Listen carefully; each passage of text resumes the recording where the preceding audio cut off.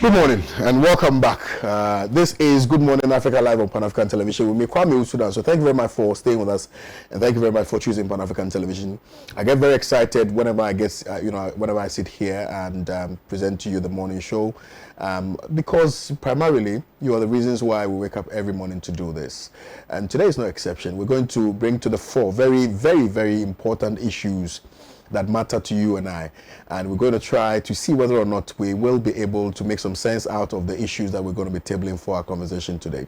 Super excited for today. Let me quickly run through the topics that we've tabled for our conversation before I introduce my panelists.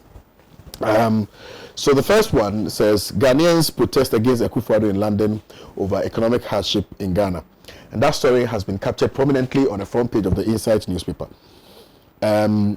Also, a flood border on high alert for COVID-19, coronavirus disease, and that has been captured on the front page of the Daily Graphic newspaper.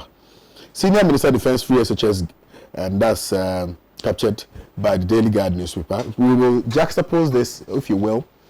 We will discuss this pari passu with what has also been captured by the Daily Graphic newspaper. Free SHS to build human resources development, says Vice President Dr. Mahmoud Baoumi. I said this yesterday when he was presenting awards to some students who excelled in their BCs at the Independence Day Awards here in Accra. And finally, Mafia raid Premix Fuel Market, sell product to the poor fishermen at 1,200 Ghana cedis instead of 482 Ghana cedis. Now, these are very, very damning revelations, and we're going to definitely delve into these matters to unravel and demystify the myth surrounding these issues. Most importantly, I think that it will be worthy of importance if we focus our laser lenses on this premix fuel, because it's become a matter that appears to be an albatross around our neck, and it's been recurring, so it's important that we deal with this matter and see where we've fallen short as a nation and how we will be able to surmount these challenges. 0260846539 is the WhatsApp number. I want to entreat you and encourage you to share with us what your thoughts would be on the issues that we've tabled for our conversation today. We have a representative from the CPP. Sir, introduce yourself to the viewers for me. Edem Kunya, North Iowa Constituency Secretary. All right. And Edem is sitting in for Haji Amdat, who is not apparently under the weather. And of course, we have Saaka, who's staring at me and making me scared. It's like, those times when you used to watch horror movies. when they stare straight into your eyes, and you get into some trance and light off and generator has gone off and and I don't understand what the fuck is going on. But it's lights. No. What happened? What? If I was on there, this is absolutely madness.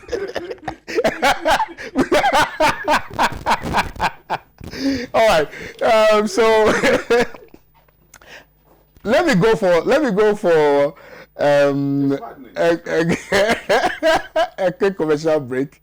I'll return shortly with any private segment. Stay with us. Don't go nowhere. What happened to you if you want to? How come you want air? It's UPS, so you didn't go off.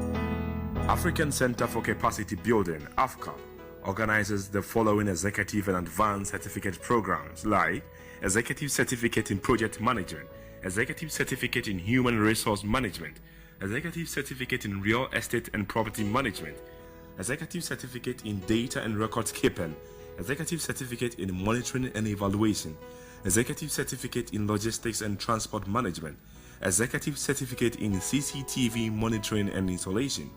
AFCAP, where capacity building is our priority.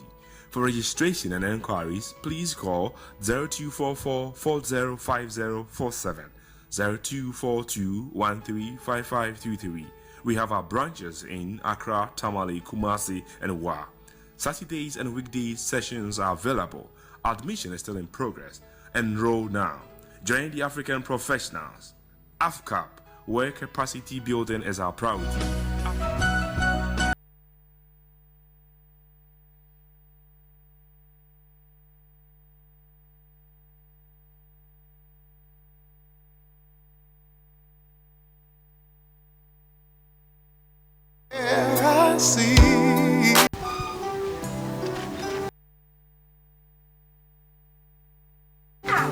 Hey, Bukuya. The thing on the pressure to Mrs. Sa, what tongue come from? You said the people there are not how you are. They said when you are Joe, what to how soon? My nose and cover to me, Kaba. Ah, ma, we are real the men young with Drew and into the mamma tongue crab rose and brown. And I may be saying, Finn, Yago, Crystal Mammy, you must share. Coffee chira, why, yes, and I lay your yam. And as a woman who bow one.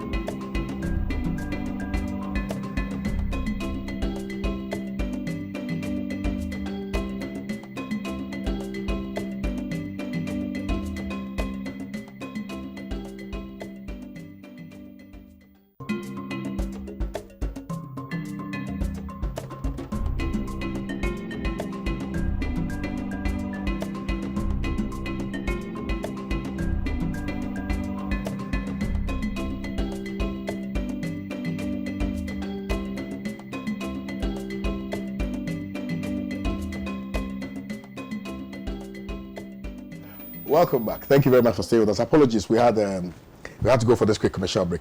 So, and we have obviously Gabi here as well. I was teasing Saaka a little bit, and I think that my channel misbehaved a little bit. You don't fuck with me.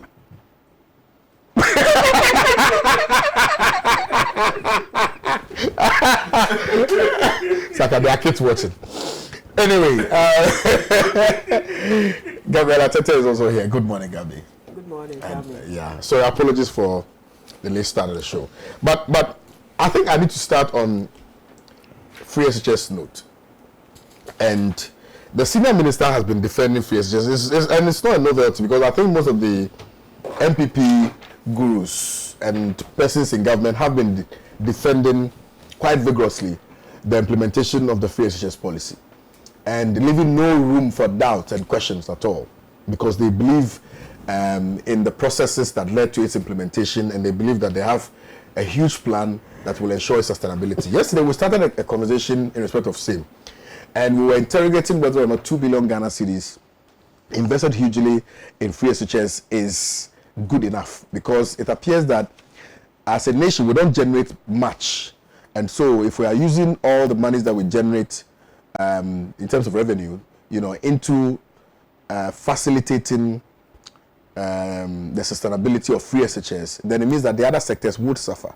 So these are the issues that yesterday we sought to look into.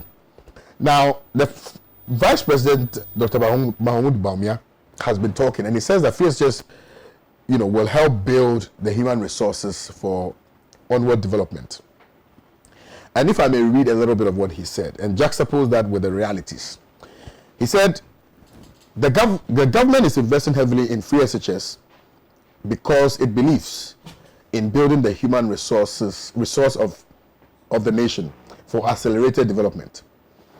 Continues to say there was empirical evidence to show that the growth of nations had been propelled fundamentally by the educated and skilled human capital rather than gold, diamond, timber, and oil, which I very much agree.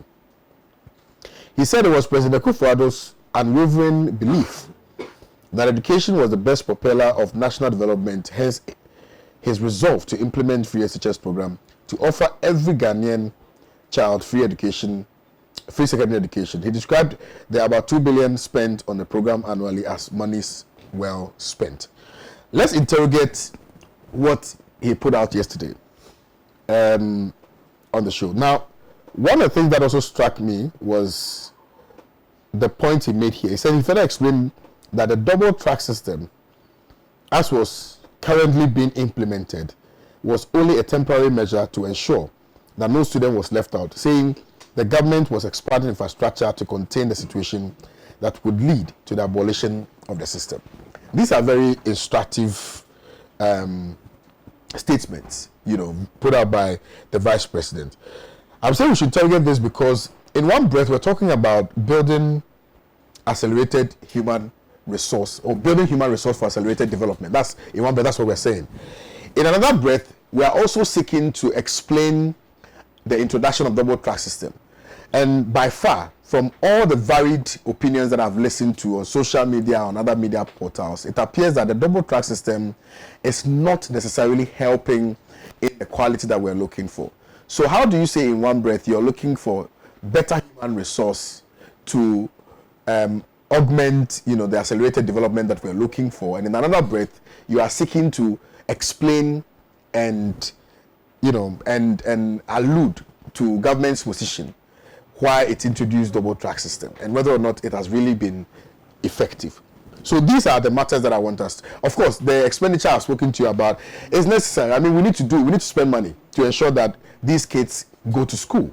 But in economics, there are a lot of economics that I know. We talk about scale of preference and all of that, and Maslow's theory of need and all of those things. That's sociology. But we need to really interrogate these issues. And I'm starting with Salia on this matter. Nobody, first of all, is questioning the viability, the importance, the relevance, the sine qua non of free SHS. We are questioning the sustainability of free SHS. And we are questioning the sustainability of free SHS owing to the myriad of challenges that have characterized its implementation. One has to do with lack of infrastructure, which has been admitted unequivocally by government.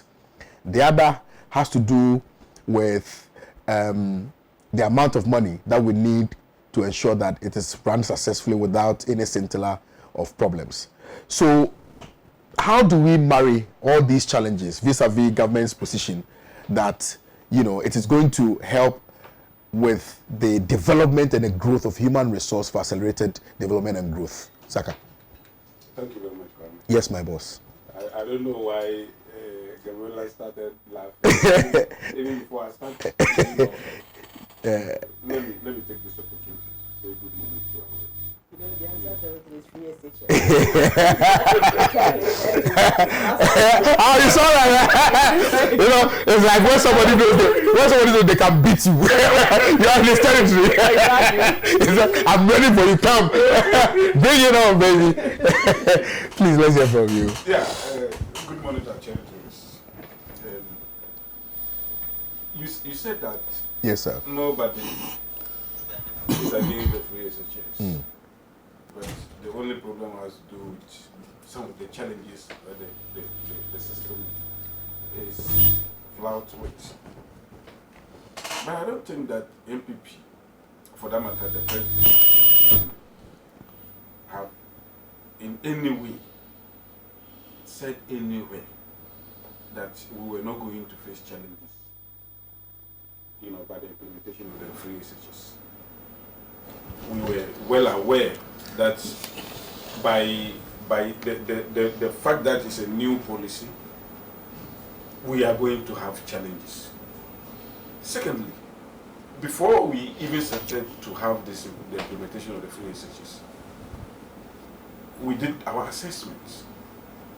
And the assessment shows that we needed it as a nation because our human capacity development was having, setbacks because about 100,000 of our teeming youth, children between the ages of 14 and 16 were always left behind when it comes to education. The education truncates at the basic level, and that did not help us. It was not helping us as a nation. And therefore, we needed to bring, a mass or to elevate the educational level of the teeming youth of this country so that we can move to the next level. Because we all know that countries that have been able to have some modicum of education for their youth, there's a correlation between that and development. And therefore, we were bent on holding on to the advantages of the free SHS and ensuring that we pedal our ways through the challenges. Not even the most implacable enemy or critic of this government would say that this free SHS is not a good thing, or it is not a good thing. Right. Even those that are against it, in their quiet, in their privacy of their soul, admit that it's a good thing. Just that when they come on public platform, they will say any and everything to denigrate it, so that it will kneel to their electoral benefits. For me, I think that Nonado have said it all. That we cannot afford in any way to say that because for financial reasons somebody's child should be left out. Therefore, whatever that we can do as a nation, we need to do it. And that is the reason why we decided that the oil that was found, we need to leverage on that oil to ensure that we take ourselves out of this quagmire of uneducated youth. And for me, I think that this is the most audacious intervention or social intervention since independence that any government ever implemented. Right. And if you are implementing such an audacious policy, it will come in its wake a lot of challenges. And it came as no surprise that this free SHS came with those challenges. What are those challenges? Number one, if you are admitting 100,000 more students every year to the already, students that are in the system, it means that there will be challenges on infrastructure. So, we, as others are saying that we should wait for 20 years. Others are saying that we should wait interminably. We should wait time on end. And some are, hiding behind the Constitution. That the Constitution says that we should do it gradually. And because the Constitution says we should do it gradually, let's do it gradually. Do it gradually. When is gradual? Because gradual could be 20, 30 years. Gradual could be 100 years. So if you are hiding behind that constitutional imperative and say that, even after 50 years or after 63 years, we should continue to say that let's bring on board those who cannot afford free SHS, who cannot afford education after some time, it means that it will never come. That gradual process will never come. It therefore needs somebody, a president, who can take the bull by the horn, who can say that enough of the procrastinations. Let's go and tackle it. Indeed, during the period of Kwame Owusu, when we used to have, the last time I said it here, somebody said I shouldn't say it. When we used to have somebody come of a free education, especially in the north, not everything was perfect. You can never have a perfect situation where everything will be perfect, and then you said, okay, now that everything is perfect, let's now start the implementation. Indeed, even the implementation can lead to the perfection of the system itself. Let me tell you one example. In 2008, we decided to host CAN 2008. Do you know the reason? The reason why we as Ghanaians decided, it was not because in 2000 we had already hosted it, co-hosted with Nigeria. But in 2008, we decided that no, we lack infrastructure. And the zeal, the determination to build infrastructure is not in us. But if we should have something that can compel us to build the infrastructure, let's go for that thing. And that was the reason why we bid them for the CAN 2008. So that because once you bid for it, it means that you are compelled to build stadia. You are compelled to renovate your stadia. You are compelled to bring so many other things that will help in the tournament itself. So we bid for it, and then we won, and that led to the Estipon Stadium, the Tamale Stadium, and some other renovations that went on. And the same with the education. If we say that we want to build infrastructure, we will do it in the token manner we've been doing it over the years. But because there is a program before us, and and time is of essence, it will, force us as a nation to build the infrastructure that we actually needed. And that is the reason why, as we are speaking, over 964 infrastructure is being built all over the country. Over infrastructure. Over. I say over 967. It's being built. Yes. It used to be 804, but additions has been added. Some infrastructure has now been added. So about 964. What infrastructure are we looking at? Oh, we are talking about classroom buildings. We are talking about dormitories. We are talking about science laboratories. We are talking about so many infrastructure that is needed. Is it region specific or just scattered? Scattered all over. I mean, all over the country and all that. And then we decided to bring all of them together. Because they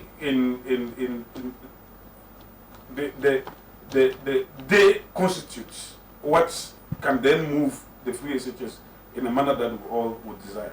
But I say that before the infrastructure is built, the pupils are going to school. They are being educated. Some are being educated under whatever condition. But in the end, it is the education that is most important. Because I'm not sure anybody will want his or her ward to remain uneducated whilst others go, just because there is lack of infrastructure.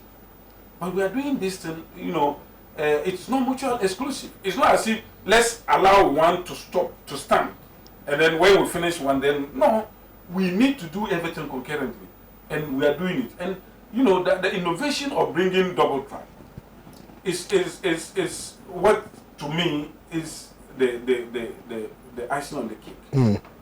Because somebody will say that, how is it possible for you to do so with all these numbers and people still go to school? And that is where we decided that the double track must come in. The double track is an innovation. And indeed, the innovation in Ghana, but elsewhere it's been implemented. It's been implemented in some states in the US, in France, in Kenya, in South Africa, so many other countries. They are doing double track. And we are saying that the double track is not a permanent policy. It's a makeshift policy that we have brought. And within a period, we gave ourselves between 7 and 4 years. But we are now even being served notice that because of the vigorous nature of the infrastructure that we are building, the double track we can even collapse the double track within this year or next or at worst next year. So for me, when somebody say that, for me when I come I will stop or abolish the double track, it's neither here nor there, because the double track in itself is not a permanent a feature of our educational system. It's just a makeshift policy that we brought in order for us to have a way of ensuring that everybody gets the opportunity to go to school. I think you are saying that you failed as a government to do a proper audit or forensic analysis of the possible implications that will accompany the implementation of the free SHS, which is why you are fraught with all of these challenges that you cannot surmount. The challenges, yeah, of course. I mean, you have admitted the challenges that there is. You have admitted because you are now telling me that. In fact, you started listing the challenges that you have. For which reason you claim you've built over 967 infrastructures across the country, and so it is not. I'm not saying this out of my own creation, but the truth of the matter is that we have admitted that as a nation, the implementation of the policy, albeit good, right, has come in its wake some challenges. And I'm saying that fantastic. And I'm saying that many are those who have said that you failed to do an analysis or assessment of the possible challenges that will accompany the implementation of the free SHS, which is why you are not able to deal with these issues with immediacy, because the implementation was immediate. But the challenges have lingered on for over a period, like 3 years now. And you've not been able to fully deal with the matter. Now, the double track system that you are referring to was introduced right after the implementation of the policy, which means that when you implemented, then you came to realize that, you had issues. You came to realize that there were huge challenges and you needed to do something immediately, a knee-jerk reaction to curtail those challenges before, thinking about future. So I'm saying that you rushed in implementing this without properly, analyzing the issues that would come with. That is what the critics will see, or the cynics. But I think that the opportunity cost of not doing the implementation would have been that more and more of our children would have been, roaming around aimlessly without getting the opportunity of going to school and all that. And like I said, it's not as if we never analyzed the challenges. We analyzed the challenges, but we believe that it's the lesser evil of the two. Because we knew that, if you look at our manifesto, and we know that we were coming to power in 2017, and the implementation was going to be done straight away. But we knew also that the facilities would not be able to contain the increasing number of children that will want to, have education. That was the reason why we decided that we were going to, start the infrastructure that we talk about. And indeed, infrastructure is not like a piece of cake. You can command or cut, and then it takes time.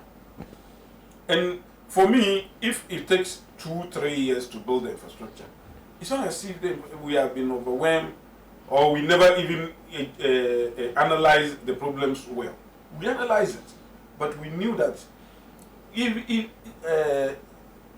even though we knew that the problems were going to be long, solving the problems were going to take a little bit of time, we cannot have that luxury of time to say that, okay, let's postpone the implementation of the free education until such time that we solve all those things. And let me tell you, even the problems that we are now seeing, if we did not implement it, we could not have even seen some of the problems, some of the challenges. That you are increasing the number of students who are supposed to go to senior high schools. You didn't anticipate that you're going to be faced with the issue of lack of classrooms. You anticipate that there will be increase, but you cannot anticipate how many will be added. That is the poor assessment I'm referring to. That you failed to assess the situation because if you knew the number of students you'll be admitted in a year, you juxtapose that with the infrastructure that you have, and then you'll be able to tell that, okay, well, if we increase the number by 100, we are supposed to have 2 more schools or 5 more schools or 10 more schools. So you failed to do your assessment. Then you failed to do your work. That's not the case. I am saying that if you don't start, you might not get the full extent of the problem. For instance, we know very well that the numbers will increase. Even with that free SHS. Saaka, before the implementation of free SHS, hold on. Before the implementation of free, I remember quite clearly that the MPP was of the opinion that if they implemented the free SHS, they're going to have over 100,000 students in school, which means that they had in their knowledge the number of students they were going to they were going to push to school. There was an average number. Exactly. So you were working with an average every year. Yeah, but you were working with an average. Exactly. Yes. So you knew the problem, and I'm saying that you knew the problem without bringing into full force a possible solution that will address that problem that you identified. So you just wanted to implement for the purpose of populism. Is that what you did? We knew the numbers. We knew the average, but average in itself doesn't mean the actual. But you see, we could not have built the infrastructure whilst in opposition. After the infrastructure, it will take time, but the implementation is on our hands. It was on our hands, and it was left with us to do the implementation. And we are saying that we promised the people of Ghana that we were going to start with the free SHS the first year that we will be voted into power. And indeed, we started it. But we are saying that the solving of the problem is another leg of the free SHS. It's another leg. If I'm to get a sense of what you are saying, it means that your only concern at the time was just to implement it. No, you are not getting it. And then deal with it, and damn the consequences. No. Well, I mean, we told Ghanaians. That's why I told you. That's yes, sir. Yes, sir. Those of you who are not saying that, you should not have implemented it. Those of who? Those of you. I'm asking a question. From the way you are talking. I'm asking a question. It means that you are not. You see, I get your argument. Make your point, but also don't box me into this. I'm only asking questions. No, because the listeners are watching. But I'm asking questions because there are teachers out there who are very, very angry at the implementation of this policy. But they cannot. But we know teachers who were sanctioned, who were sacked, and things like that. No, we know teachers who were sacked. I mean, go to PESEC and things like that. We know teachers who were sacked for speaking. Sacked. Even headmasters. I mean, headmasters were suspended and things like that for speaking about the ills. A headmaster was suspended. Ills in the senior high schools relative to the implementation of free and senior high. People couldn't talk. Parents are complaining that they are spending more now. Of course. Hold on, boss. I beg. When you put it that way, yes, sir. As if we were tagging people. As if, we said that nobody should say anything, but you see, there was a window of opportunity for headmasters or whoever to vent or to complain to. No consultation was had. Decided that if you, as a leader or a headmaster or a headmistress, decided that you will use the channels that were given to you to solve a problem, and you would rather go on air and create the impression as if nothing was happening, that was where the suspension was coming in. But it's not as if people were being done. But you see, going forward, I am telling you that we were not under any illusion, believing that the free SHS was just going to be implemented smooth sailing. We knew we were going to face challenges. And we knew those challenges were surmountable. And we are surmounting those challenges.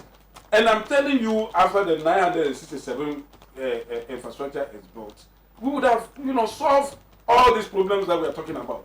So what is the point in saying that let's wait? If we had waited, there would not have been any difference between us and those governments in the past who decided to protest. Vice President Dr. Mahmoud Bawumia, and implement it, and then you look at the... Let's leverage on our oil resources, and then do the implementation. Granted. And after that, whatever problem that comes, then we try. We deal with it. And we have been fantastic. Granted. So the Vice President has been touting the relevance of the free SHS. Indeed, yesterday he alluded to the position that government is investing heavily in that space because it believes in building the human resource of the country for accelerated development. So that is quite very good. Now, on the other hand, he's also explaining that the double track system which is currently being implemented, was a temporary measure to ensure that no student was left out. Okay, and saying the government was expanding infrastructure to contain the situation. Yeah. So it's in tandem with what you have just eloquently elucidated. Exactly. Now let me ask you a few questions relative to this matter. Now, because if in your own analysis, you are seeking to admit that the double track system is not a healthy system, which is why it's an interim system that is put in place, to address the challenges that are accompanying the implementation of the free SHS. So it's just more like a knee-jerk, an interim. Okay. Well, let me use the right word. Interim solution. Okay. Now, this interim solution that you have put in place to deal with the myriad of challenges confronting the implementation of the free SHS have been largely described by many, including academicians and whatnot, right? That it is rather derailing the successes struck within the educational space, and that students who are being forced to go through this process are rather not benefiting at all from the educational system. What would you tell those people? And how does it commensurate with the vice president position that the implementation of a free SHS, right, is going to help build the human resource base that will help in accelerated development? Okay, first of all, the vice president's assertion that the free SHS will help build the human resource base is the fact that nobody will be left behind. We are going to ensure that everybody is educated, and that is building the human resource base. Secondly, we are not saying that the double track is the best thing that ever happened to this nation. We are saying that under the circumstances, it's the best solution that we can prefer. And I'm saying that other people confronted with the same problem went that way, went the makeshift solution of using double track. And we are also going that way. We are also saying that, you see, doing double track does not necessarily mean that the people will come very poor in academic or whatever. Indeed, even now, the problem rather now is that the children will now be more focused on academic than any other time because there is no time. And because there is no time, we have structured it in such a way that the contact hours, even as we are in the regime of double track, even becomes more. There is more contact hours under double track than the usual traditional system. You understand? So the focus now is just towards academic, to the detriment of other extracurricular activities, and that is the focus. And for me, education itself is in comparison is something that must not only be about academic. And we are aware of that, but the situation that we find ourselves now, because of lack of infrastructure and other things, and because of our inordinate drive to ensure that everybody, is got, everybody is hooked onto the nets of education, we decided that let's do the implementation, let's let everybody get the opportunity to go to school, let's have the double track, which we know very well is not an ideal situation, but under the circumstances is the best for us to do. Let's use it, and going forward, and within the space of some years or months, as is now turning out to be, we will now revert to the old ways after the facilities have been gotten. I don't think there is anything wrong with this. So for those of you, people who think like you, saying that we should have waited. We should have waited and finished with. I'm not sure I've said here that we should have waited. So don't say people who think like me. I've never said that. No, that's the impression. I have never said that. From you. That's the impression I'm getting. No. We should have waited and perfect infrastructure. I am not saying wait and perfect infrastructure. I'm saying that in implementation, everybody will tell you this. If you have a business and you have a plan, you want to follow through the plan. You look at the positives and the negatives. You look at whether the positives outweigh the negatives or the negatives outweigh the positives. The opportunity cost of not implementing the opportunity cost of and I've not argued with you on that. So but I'm saying that we have done analysis. Yeah, but then we came to the conclusion that doing the implementation was the best. But I'm telling you that parents are having to suffer for the implementation of the double track system. How would a parent suffer? Because they're saying that they are spending more. Children go to school for 2 weeks. Hold on. Children go to school for 2 weeks. Okay, they vacate. I'm telling you, they vacate. They stay home for teachers. 2-3 months. Teachers who are 2 weeks, and they stay home for over 3 months before they go back to school. Within that period, what do you expect them to do? Government is helping in what? In extra classes and other things. Yeah. So why would government help in extra classes if they recruited? Yeah, but if they get the quality. You think that government even like it that way? That it will have to go the extra mile and ensuring that it to recruit. What does the government like? To help train. What doesn't government like? During the period of Government doesn't like the fact that the students go to school for 2 weeks and vacate for 3 months. So government trying to address that. 2 weeks from. But how long do they stay in school? How long do they stay in school? It's not true. How long? Tell me. Like 2-3 months. Oh, it's 3 months. it's a fact.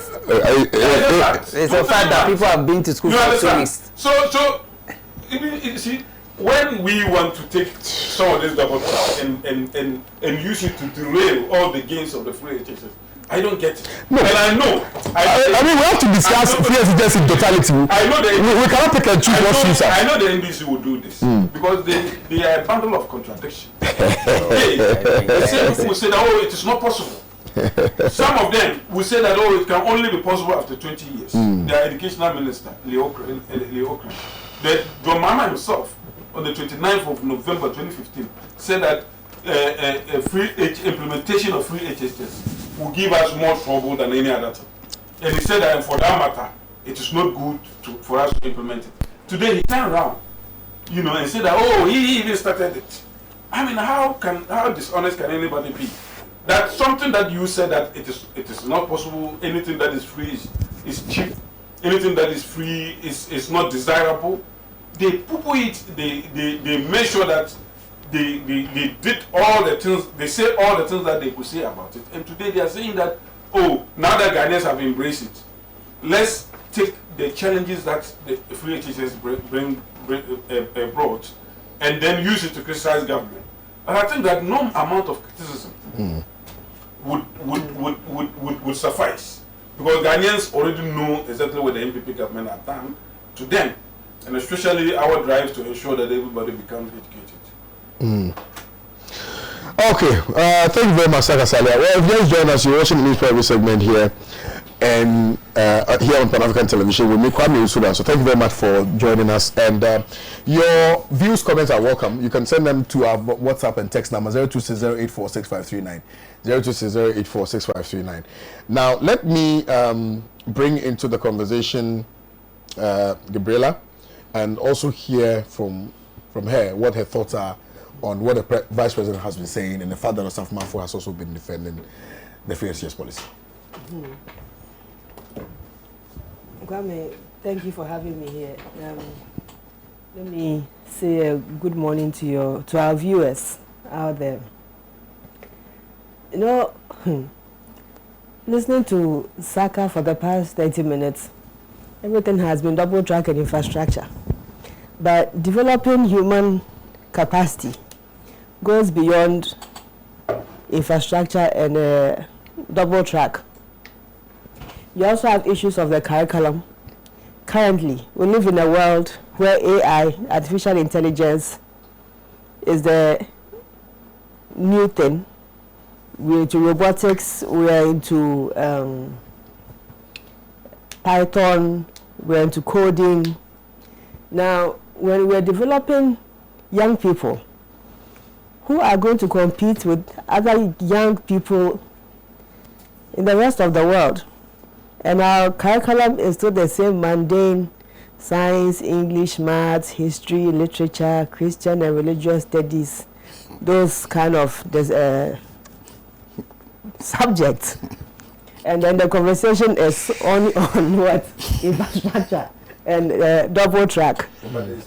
You see, you are going to end up producing a young population who, unfortunately, when they go and meet their peers anywhere in the world, considering the way the world is going, they'll come out inadequate.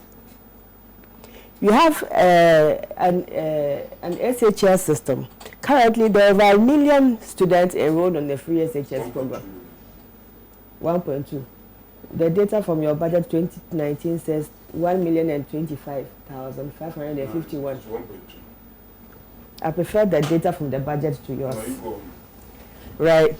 Now, when we started this program in 2017, we started with 353,000 students and a little over that. We only had a little over 600 secondary schools in this country, infrastructure-wise. You have this number versus, and as he was trying to argue it out with you, clearly, when they came up with this policy, because of the populism theory behind it, they didn't actually think about the inconveniences they're going to put these young people and the teachers and the actual educational infrastructure under.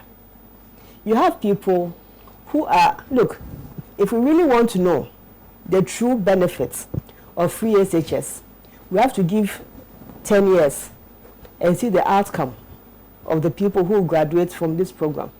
When they go into the real world of work and their output. If you remember, when the SSS started, the first batch, almost like the first to the fourth or fifth batch of the SSS, they were all bombing. You know, it took a while for the system to balance out, and then got people now excelling, more people excelling under the SSS program. Any new policy that you introduce, especially education, is bound to have challenges, all right. But these are challenges that you have to understand that it goes out to play on the development of these people. And it is something that if we do not get right from the onset, we are going to set out people into the world of work who will be half-baked. They can't think, they are not original, they are not innovative. Everything is true and poor because that's how the system has system of curriculum deficiency. That's not curriculum deficiency. That's what I'm saying. that if we are looking at, then you have to do like more publicization on it because we don't know the details. This September. We don't know the details of your new curriculum. Yeah, it will come. When? September. All right. So you made me lose my thoughts. So, as I was saying, you end up putting young people that we expect that a menu, this is money from our own revenue, so this is not revenue from taxation. This is from our heritage fund. So this is money that's... This is from the ABF. Okay. Heritage is not going to be used to be touched. No, but I'm sure you guys protested that we don't touch the heritage fund. Okay. So now they went into the ABF. No, it's still oil revenue fund. It's still from oil revenue. Yes. Now, if in 10 years we've put in over $1 billion in free SHS, and yet the very people that we expect to drive this economy are unable to propel us, that is when we'll know whether this thing has truly succeeded or not. Currently, I must admit that we've put infrastructure under pressure. We've put educators under pressure because now one of them was telling me that they don't have their breaks anymore because once the gold track completes their cycle, then the green track comes in. You continue teaching with them. So unlike the semester breaks where they could have, like when students go on vacation and they also get some vacation, they are not benefit from those things anymore. It takes a toll on your teachers. The quality of teaching. We have a situation where the textbooks that they're supposed to provide, are the electives in now? Yeah, everything is in. Are you sure? Are you sure? No, talk everything. Are you sure? I think everything is in. The teachers will tell us. The teachers who are watching will tell us. Because I knew that the core subjects were ready, but the textbooks for the elective subjects were not ready. Definitely, it is going to take a toll on teaching and student preparation in the class. We had a situation also where disbursement of funds. You know, I was watching a video yesterday, and it was something that was shared on social media about one school called in Kwantanande Secondary School, which has been closed, and the students told to go home because they've not received any allocation for their term. They've not received the allocation. So the question then is, so they closed down the school and the students have been told to go home. Meanwhile, they just reopened this week. So just the 2-3 days that they've been in school, and this is the day school, not even the boarding school. You know, last year, this is the latter part of last year, PIAC did an audit on the free SHS because of the oil funds involved. And one of the issues they raised also was on the diet of the students. That because of the numbers, the students are not being fed healthy meals. Again, is that being addressed? Because all these things go to affect the human being and their ability to even study. You mentioned what was it called? Now the other thing, this green track and gold track. You know, when the green track goes off and the gold track comes, sometimes it takes like 2 months, 2.5 months before the next batch comes in again. So that time, for those families, those households that don't have enough resources to send their kids to extra classes, those children are just left without proper parental attention. That's the conversation we were having here the last time about the behavior of students these days, going to the pool and filming themselves with, you know, that is when they get up. I've not seen. Which the pool one? There's no pool. I've not seen any pool. No, I said that I saw one about some girls in the pool. Where is it? Oh yeah. You mentioned it last time. But they were doing it. Okay, you go. They were doing inappropriate things. So if you have them home for that long period without their parents, because they are working, unable to supervise them, unable to put them in extra classes, what happens to these kids? But government is helping in that drive. And all these things play out in what we will end up to describe as our Human Development Index data. You know that? No. So if our vice president and everybody now claiming that free SHS is going to help us develop, no, the only thing free SHS does for us, if you look at the numbers of people who migrate upwards in the educational sector, from nursery, kindergarten to primary, you have this whole big chunk at the base. As it's going up, GSS is like a pyramid. Yeah. Now you want to extend the base up straight like that. Yes. So everybody is still on board. So that at least we can guarantee that as for Ghana, the minimum education everybody has is secondary school education. We are redefining basic education to include secondary education. Exactly. That is only what you have done, in actual fact. But as to whether the details of the contents of those people in that big pyramid, in that base, is actually going to propel us, as I said, we can only know in the next 10 years, when they are released into the world of work. That is when we will know whether they are innovative people, whether they are creative, whether the whole investment has been worth it or not. So it is beyond infrastructure and it is beyond double track. Okay. Thank you very much, Gabriella. And I was actually going through this premix thing, so that caught my attention a little bit. Let me read a few of the messages before I come to my brother Edem. So this one says, hello Pan-African Television. Some years back, we were using JSS certificate to join the army, police, fire service, and a lot of government institutions. The message truncated at some point, I don't know why. Good morning, sir. Reverend Bro Joaquin now was removed from Nandom when he delivered a speech during the 50th anniversary celebration. Just an appeal that Nandom SHS will want to remain single track. Imoro, old boy.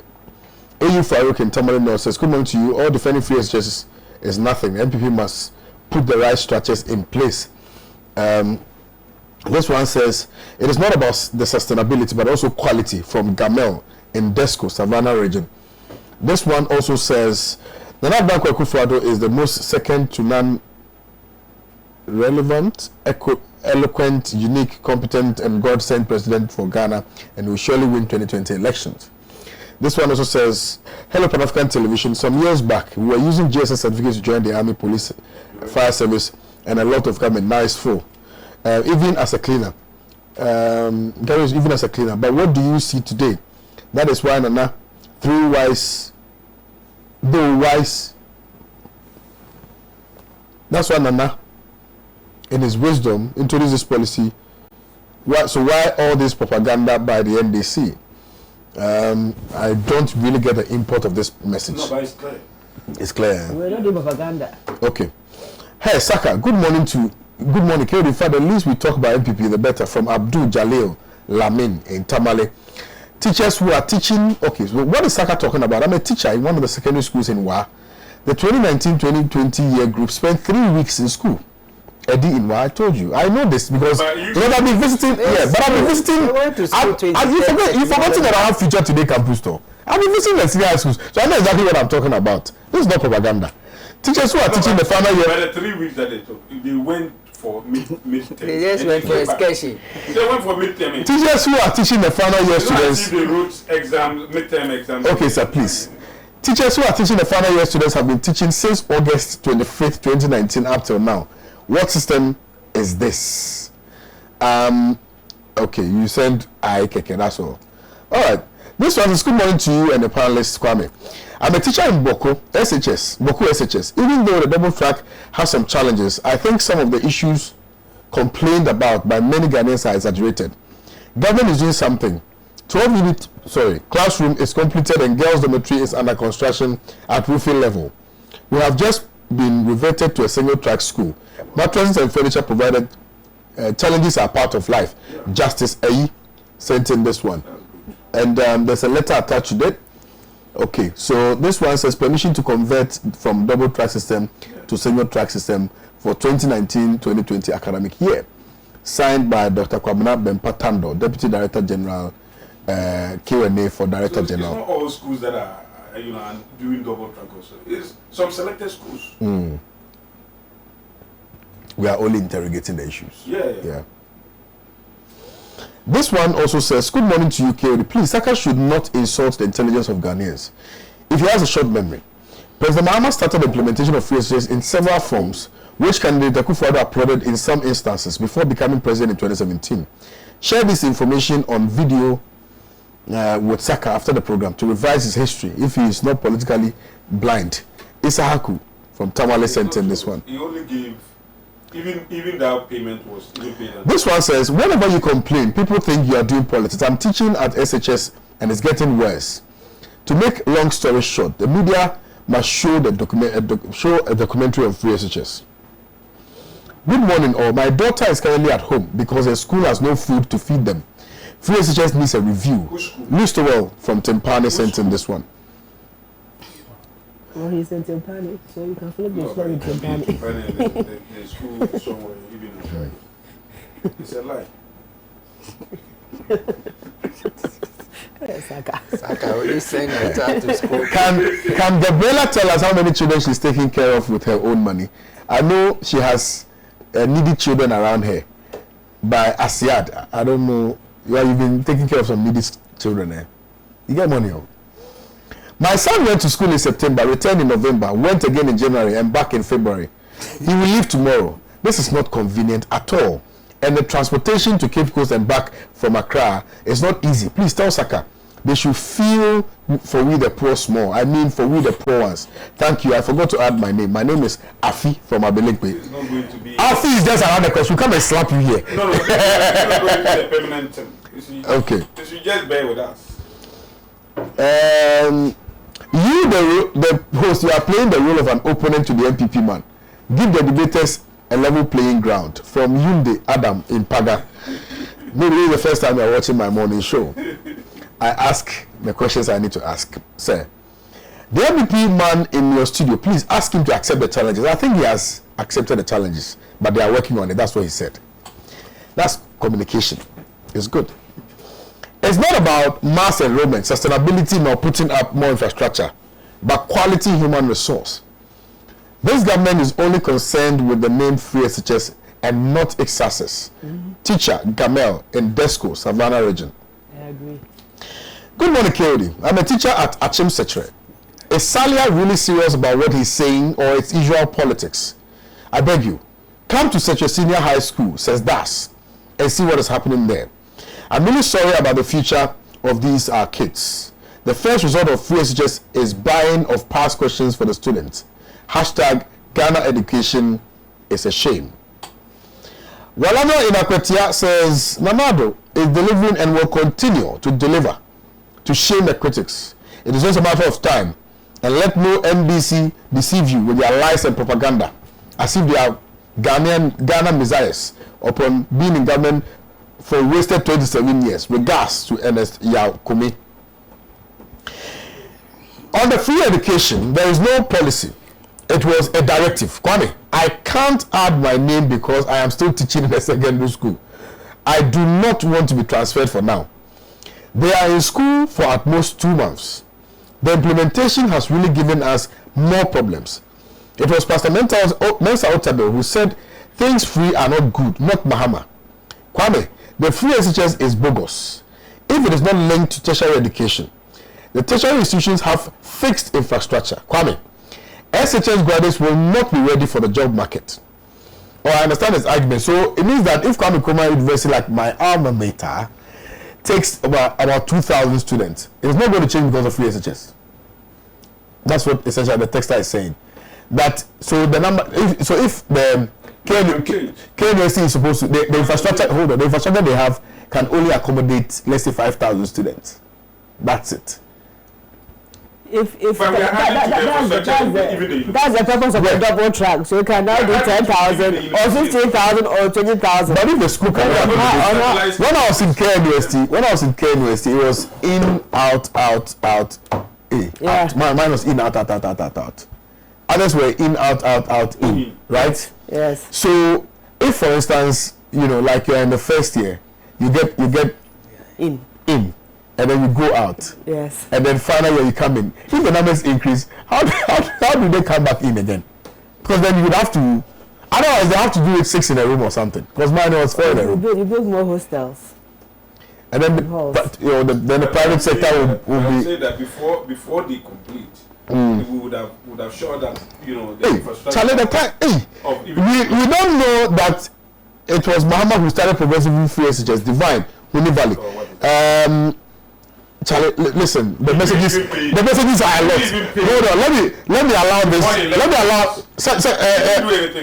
Saaka, hold on. Let's hear from Edem. Edem, let's hear from you. All right. Thank you, Kwame, for the opportunity. I want to thank our viewers who are watching us.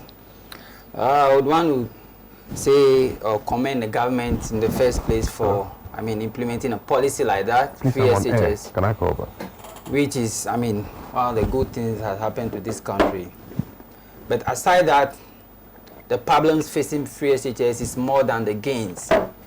My brother Saaka has enumerated a whole lot of the gains, but for me, I think he's getting it out of place because education, as you say, is the key. So when we are giving key to people, we should give them the right key. We are half cooking this human resource for the future. If I say half cooking, it means we are not giving them the relevant training. In November 2019, somebody went to school 23rd November and came back in December. The person is home now and he's going to school probably next week. More than 3 months. And you are complaining, you are telling us that you are giving us the best. Free SHS is the best for this country, but the way they are implementing is not the best. How are they implementing it, which makes it not the best? Yes. How can you go to school in November and come back in December? Was it an excursion that you've gone for?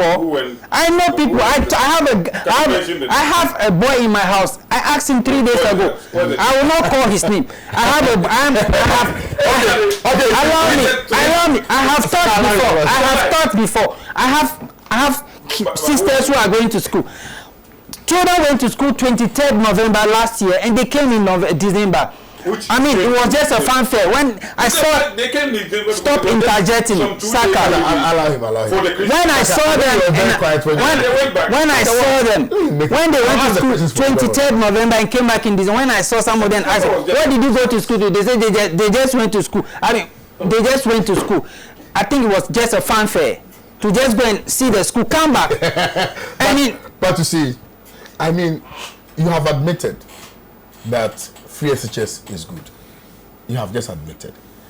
But you see, everything that is good also has some bad attached to it. Kwame. So, the future, all of us must come together to ensure that free SHS the future survives. Of this country is not in free SHS. But if they are going to implement it, they should do it well. They have implemented it. They've implemented it. Yeah. But this implementation is just more than the worst, because the hardship they are going to put on parents is more than what they are giving them. Take for instance, somebody go to school for 2 months, come back and be in the house for 3 months, and now you go back. SHS is for 3 years. Already you are going to school for like 1.5 years. I have written my SSC way back in 2004, and if you look at the exam, SSC is not a joke. If you look at some of the questions, physics, biology, chemistry, you even you relate on yourself. Yes. And we are talking about people studying science, go to school in November, come back in December, be in the house, and go in 3 months. I mean, can those people compete? Can they be able to sit and write those exams and pass and go to wherever? It means that when you don't get it right, your parents will now have to invest another money, taking you to a private remedial school for you to now go and top up. And if you are not the only child in that family, and the family is big, it means your parents cannot. Yes, so that hardship alone is more than what they are giving us at free SHS. That is why I'm saying this is not the best implementation. Saaka can talk about the implementation of, they've put in infrastructure to, help in a way, but this is not the best thing that they are giving the children. They have cooking us. Because these children, one day, when you see them and you ask them questions, they will not be able to even answer those questions in the way you think they should do, because they've not been given the right training.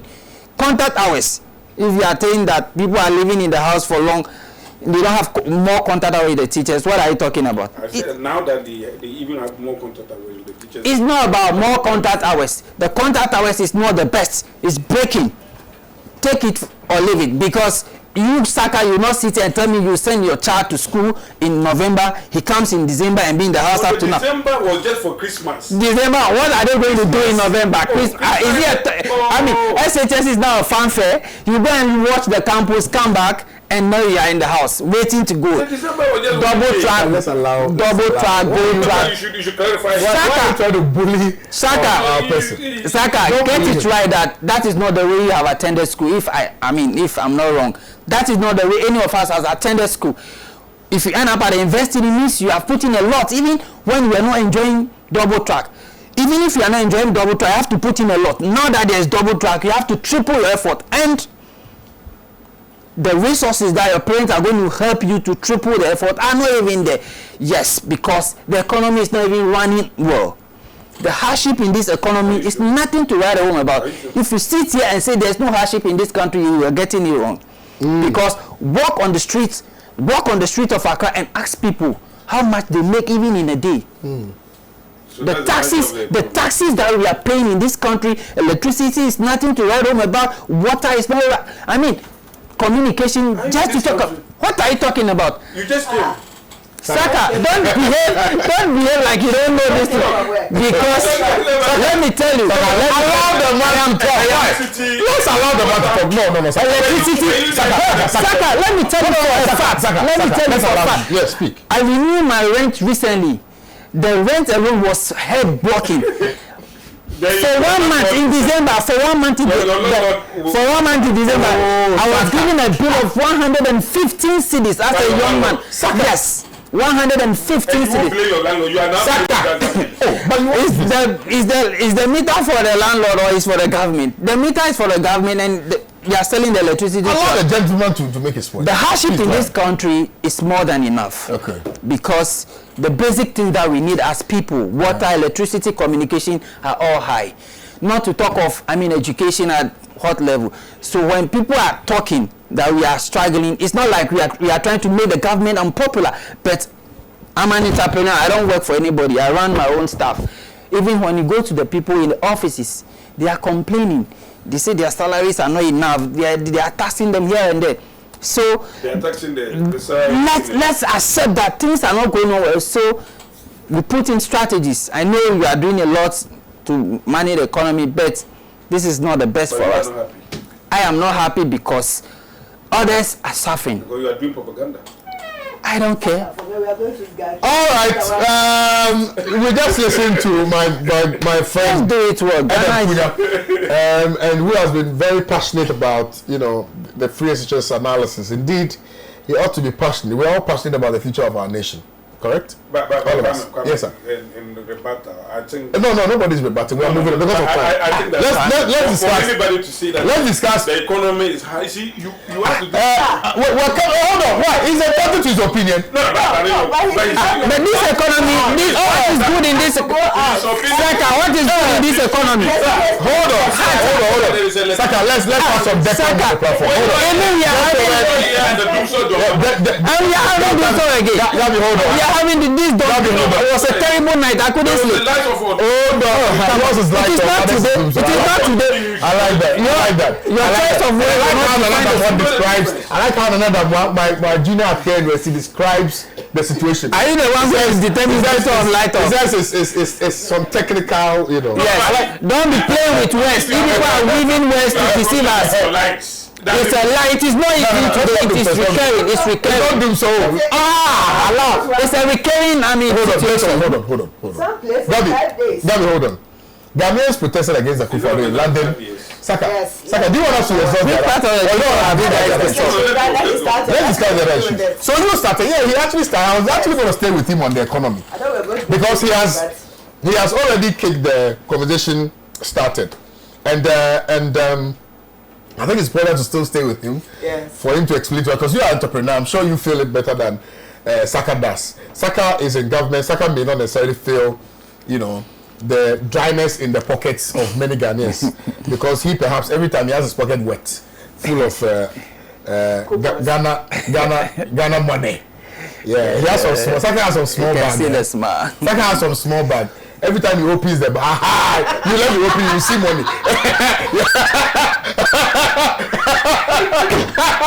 Don't let people calling me. Okay, let me open it. Saaka has this bag. That's the bag. Every time you open 50 Ghana cedi notes, bundle. So Saaka may not necessarily feel the heat. But it's a lie. No, Saaka, it's never a lie. Why are you lying? Because of what? Because somebody will call you for 5 cedis. I now know that you don't fear God. But you go. Saaka, do you fear Allah? Yeah. You pray? Yeah. Are you telling me that this there's no money in it? No, the government has to cushion that when they come and say, they don't know hardship. I see. Saaka, well, there's a way you can pray for God to forgive you, so you can lie. It's fine. Saaka, Senior, you were talking about the economy, and you were as passionate and as eloquent as anybody who is in your situation would be. And Ghanaians in London, I don't know how they are feeling the heat all the way in the UK, but they appear to be riding with you in the same boat, and they are trying to also navigate their way around on high seas, but it's practically not plausible. And they demonstrate against the president in London over the economic hardship in Ghana. I think that is because when they send the money, initially when they sent about £100, it was maybe six Ghana cedis. So now when they send £100, it's like 8 Ghana cedis. But they shouldn't be complaining. The family members are enjoying. Anyway, let's hear from you, and then we'll hear from Saaka. On the economy as well. The government. I like the way you have practicalized it. So maybe you can stay on the practical analysis. The government would entrepreneurs and all. Make all the noise and put their political PRs to just talk about the fine side of the economy, but on the grounds we are not really enjoying anything. The last time I went to one of the bases around Abilimpe to buy food whenever I want to eat in the house, I asked the woman, why is the ball of Banku so small? Like, she said I should go and ask Akufo-Addo. And I was like, why? Yes, on a more serious note, this country is not moving in the right direction, regardless of anything. In the sense that the government has started its project like Planting for Jobs, Planting for Food and Jobs as one of the things they are doing to boost agriculture, which is very, very good. But 12 million worth of fertilizer got missing under that project, and we are not seeing it. When you go to the market to buy stuff, somebody was fighting yesterday because the person complained he can't buy 1 tuber of yam for 10 cedis. So where is the Planting for Food where is that Planting for Food and Job is making us buy yam tuber at 10 cedis. So what is the aim of the project? Aside that, those of us who are operating in the entrepreneurial environment, when you go to the markets to buy stuff, I don't know. It's like they are using a sledgehammer to hit your head. They will tell you, yes, they are not the costs. So when they go and pick stuff from China or wherever and it is expensive, they have to transfer those costs to us. And I'm feeling it. I'm always in the market. Yesterday I was there. Today I will be going. Something that we used to buy at 20 cedis, today when you go it is 30 cedis. The exchange rate is nothing to talk about. Saaka. Exchange rate is nothing to talk about because your boss, I know, the vice president made noise about those things when he was in opposition. Now the exchange rate is not less than $5 to the cedi is around 5 point something. The last time I checked it was around 5.6. So what is happening? The strategies, the dollar committee that has been set up, what are you doing? How many years ago? The dollar committee, what is the purpose of the exchange rate committee that has been set up? What is the purpose of the exchange committee? Should we be having such a committee in this country once the vice president has started himself as the redeemer, that he's coming to arrest the dollar, and we are still struggling under this dollar? I think the economy is not moving on paper it could be moving in the right direction, but in our pockets there's nothing. I mean, entrepreneurs are not getting the incentives they need to even do anything. You have to push and push. And politically, if you are not connected, some of the jobs you will not even get it. It's a fact. Contractors who have even worked are not being paid because of political gimmicks. They are paying their own contractors, and they are leaving some who they thought they are, close to the MPP and others. And this country is for all of us. They are managing this country as if the country belongs to the MPP. That is what I see. Because if you are not close to them, you don't get anything. And we are all in this country. We are all in this country. 2016, we are all in this country. When Manasseh was being bombarded around to spew all that he can do. But today, he cannot even spew. Because he is not in line with what the MPP think. So, Kwame. Yes, sir. On the economy, we are not helping. I mean, the government is not helping, to be very sincere with you. Okay. What have you enjoyed from this government since they took office? Nothing. Right. Okay. Nothing. Thank you very, very kindly. Gabriella. Kwame, Yes, boss. very brief. Because he's already said a lot, so there's no point repeating some of the things he said. I think that the reason why the Ghanaians in the UK were actually protesting on hardships in Ghana is because the demand on them has increased. 2018, for example, remittances to Ghana was 3.8 billion USD. 2017 was 2.2 billion. That alone is 1.6 billion extra demands on them. Now, we were making a joke that those who get the money obviously should be excited because the exchange rate favors them. But you see, when you're hustling outside and consistently your family is demanding money from you, I mean, it is more of a matter. There's pressure. So definitely they do feel it. Now, in the State of the Nation address, our president was going on and on about how planting for food and jobs has come to reduce prices of food and all that. My dear. Yes, boss. January 2020. Isoko is a company that works a lot with farmers, right? Who mentioned it to you? I mentioned it to you. Somebody else mentioned it. Oh, okay. According to their data, January prices for even cassava went up 14.77%. According to our president, prices of commodities have rather reduced. This is an increase of 14.77%. Take even Gary. Gary is up 7.75%. Today, a 68 kilogram bag in Accra is 189 Ghana. Take cassava. We all eat fufu. A crate of cassava is now what?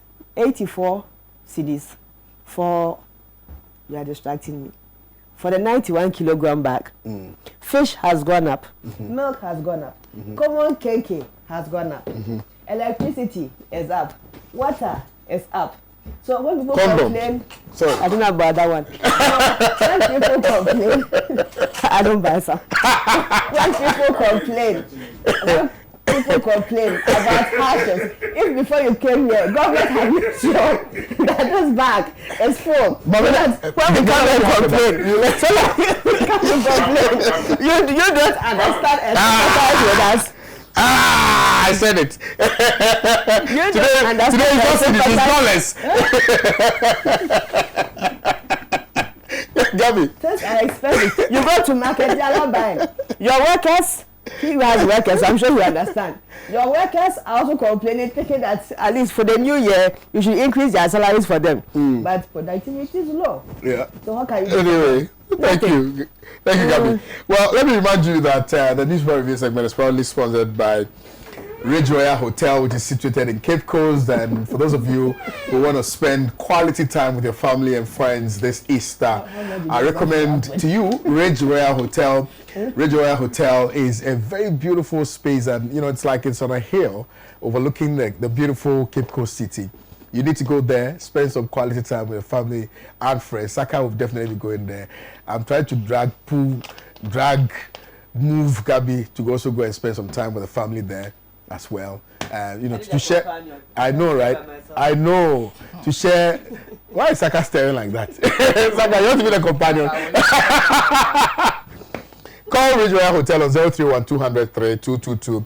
031-200-3222. Also, it's ably, the newspaper review segment, is ably also supported by Electroland, home of all your home appliances.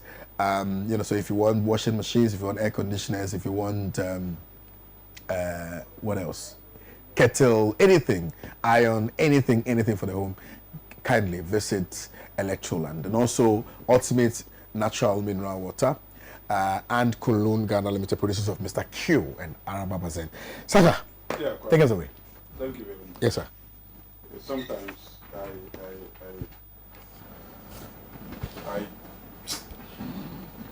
I think that when people come and sit here and say that, oh, things are hard, and they come with their own economic theories.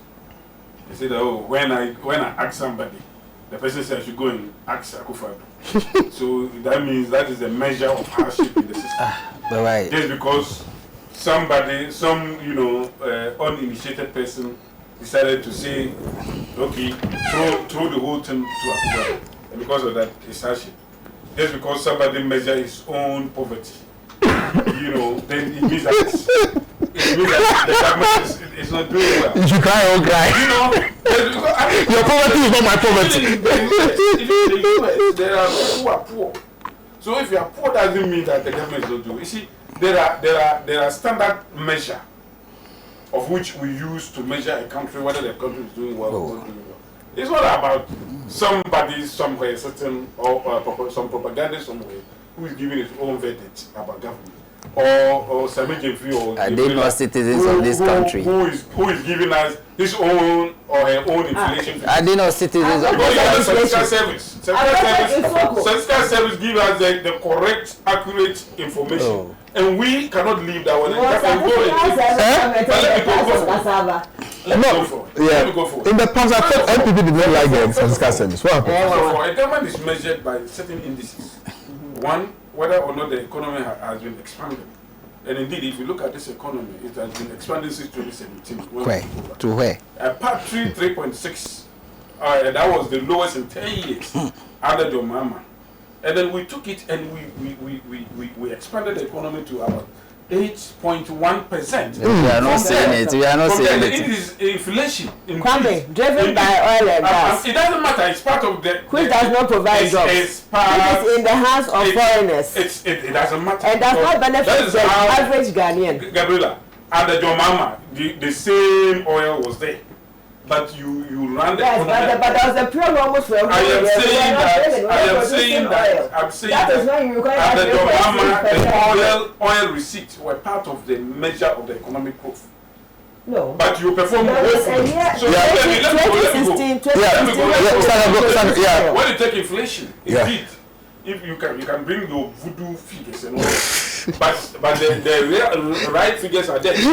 You see, inflation is not as if to say that the goods and services, the prices of goods and services are going down.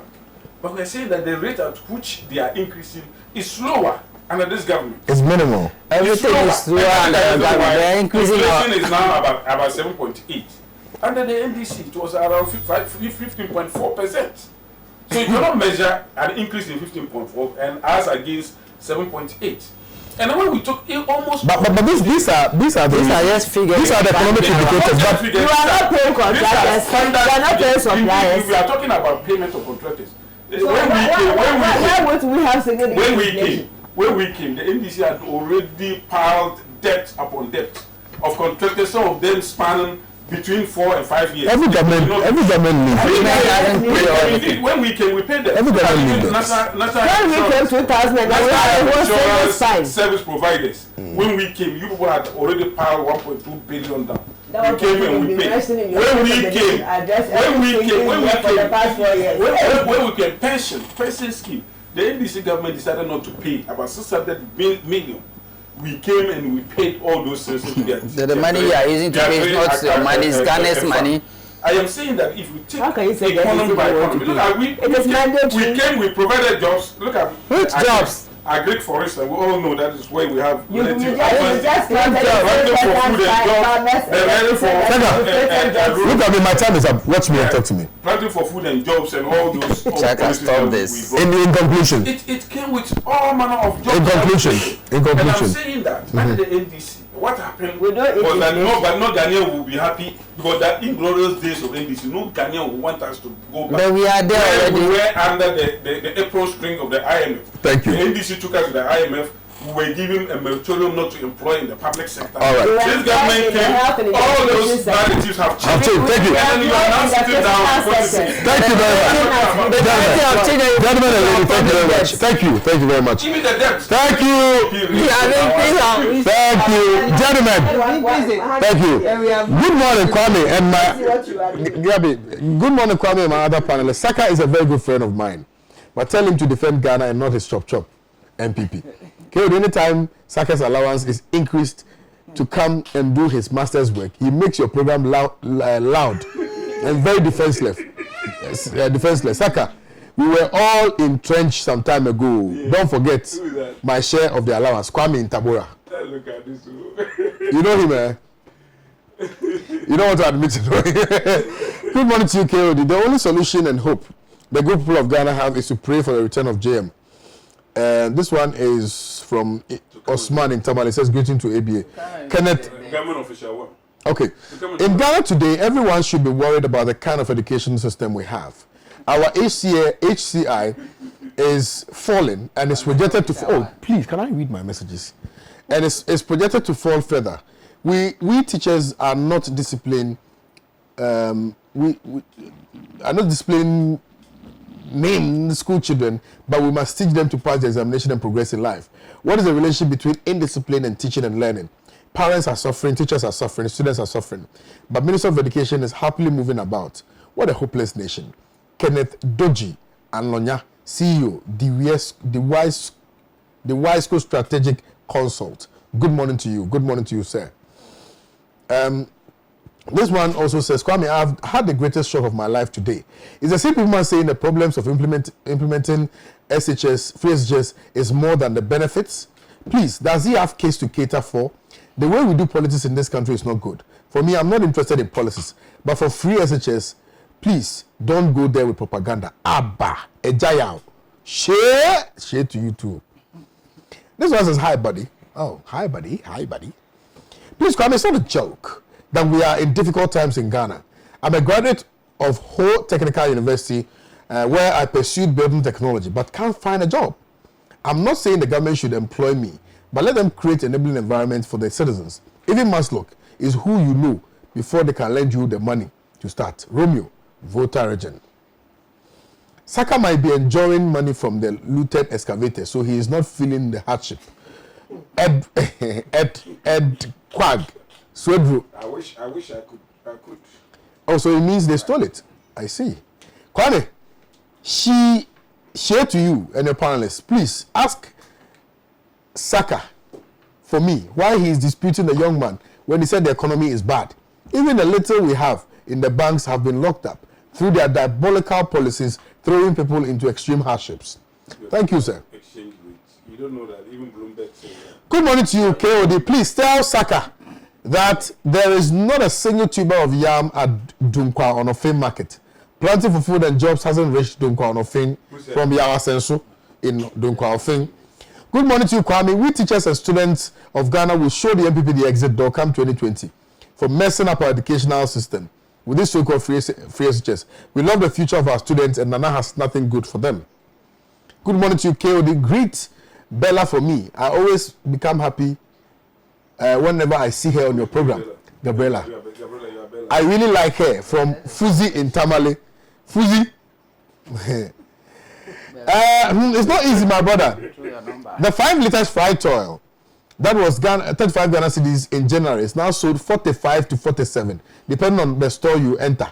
Yesterday, I roamed the entire Nandom looking for cheaper price and finally settled on the 45 like that. Raouf sent in this one.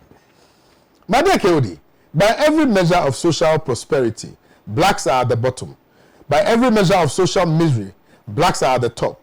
Any wonder that our useless and clueless misleaders hold a town hall meeting amidst fanfare to announce the construction of a toilet. Phew! The MPP seem to be masters of Goebbelian propagandist theory, but they forget that the average Ghanaian voter has become sophisticated, so they can go on and spit in our faces while we go hungry. The thumb will certainly talk. Frank from Mataiko sent in this one. Today I'm getting messages, Paul. Really, you the host is not making the debate suitable because I'm asking Saaka questions. Hey, KOD, again, Ghana is still importing tomatoes from Togo every day. Please come and check it for yourself. It is amazing, as if we are not even farming in this country. Where is the planting for food and jobs they are talking about? Agbo from Aflao border town. Good morning, KOD, to you and your panelists. KOD, you are not feeling the hardship in this. Are you not feeling the hardship in this country? Ghanaians are suffering, teachers are suffering, nurses are suffering, drivers are suffering. We can't wait for December. From Kotoka Courage in Aloga in the Volta region. Hi, KOD, good morning. Am I on your platform? What Saaka is talking about? What is he talking about? I'm Peter at Okwe Gono. Okwe Gono. Okwe Gono. Okwe Gono. Good morning, KOD. For about 3 years, MPP consistently trumpeted incompetence. With the happenings now, who does merit the word incompetent? When others were saying, let's do this progressively, and was seriously building e-blocks to meet the targets, you guys rubbished it. Just because you promised Ghanaians free education, even though you knew the infrastructure problem, the average number that will enlist the financial problems, to mention a few. Saaka, your government don't have the men. Not genius and not visionary at all. You have failed Poto. Kofi Ronald from Kwabenya sent in this one. Good morning, champion. Good morning to you, KOD and the panelists. Please tell Saaka that the MPP government is just very good at changing names. Flagstaff House to Jubilee, extra classes to remedial classes, Doomsor to technical challenge. Very soon the name of our dear nation will also be changed. Ameshi Dixon from who? Kwame, MPP thinks this is everything, eh? A country of 30 million people, you say you are satisfying a little, and you think everyone is happy. You are doing this for political gains, but not the interest of the students. Ebenezer from Kumasi sent in this one. Good morning to you, Kwame. The CPP man is deviating from the subject matter on the table. He is going personal. Jerry from Timpani. Ghana needs military takeover. Don't forget, Tofiakwa. Fia! You don't need any military takeover. Good morning, KOD. Chaplain, the lives of MPP will destroy this country if we all... Okay, well, you didn't add your name. Look, today, Saaka, your Tuesday has been very fire. I don't know why. I don't know whether it's because we brought this man. But a lot of messages have come through. So... But it's normal. Yeah. And even the text messages, hey, plenty. Unfortunately, I can't read all. I've seen Jonah from Kumbungu. I've seen a lot of messages coming through. Roger from Navrongo and things like that. Thank you very much, Edem, for your time. Gabi, thank you very much. Saaka, gracias. I'll see you guys next week. Because tomorrow, I'm leaving to my village in Akabwem, in Oti region, Jasikan district. to bury my old man on Friday. So I'll be leaving the morning show in the able hands of my colleague Justice Apia, who will be steering the wheel till I return. I want to say a big thank you to all those who sent me. The funeral so that people will understand. Okay, no, the burial. The burial is on the 6th, 7th, and 8th. The funeral is on the 28th of March. So the funeral will be held in Mankasim, but the burial will be held this weekend in my village, my hometown, Akufo-Addo. Akufo-Addo. Jasikan, Kunya, KJB, Rara, that area, Uti region. Yeah. So, lovers, sympathizers, enemies, friends, guardian angels, you can come through and come and mourn with me. I'm definitely going to cry. I need some shoulders and handkerchiefs to cry. Some people, I decided sometimes you go and rent them. To go and cry for you? Yeah. No, that is a fake cry. This one, we will cry our own cry. Because it was our father and not the father to those people in Kumasi. But a press conference today. Yeah, at 1 p.m. Yes, interparty. Interparty coalition against the new voting. Are you not tired? There's a press conference which is happening today. Where is the venue again? Kama. Eh?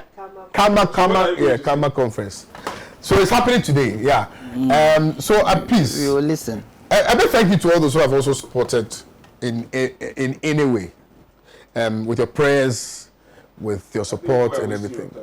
I'll see you guys Monday or Tuesday next week. Have a very pleasant week, and thank you very much. If you can, just come and join us more, my dad, and bury him and bid him farewell. I'll see you guys next week. My name is Kwame Owusu Danso. Have a very blessed day. Bye bye.